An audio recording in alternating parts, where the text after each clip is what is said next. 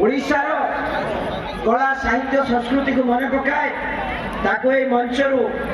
सदासर्व संस्कृति ऐतिह्य को परंपरा को आमे किभଳି भाबरे खाली ओडिशा नुहे दिगरे समस्त चेष्टित हवा आवश्यकता रही काल भितर रेमुणा अंचल सब इंडस्ट्री एवं जितेबाला जो समस्या कथा इंडस्ट्री एक मास काल व्यक्तिगत भाव सहित आलोचना कर सफल जो मिस्त्री से कहते गोटे कौन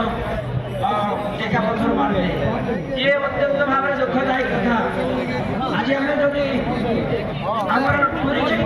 गोटे इंडस्ट्री आसी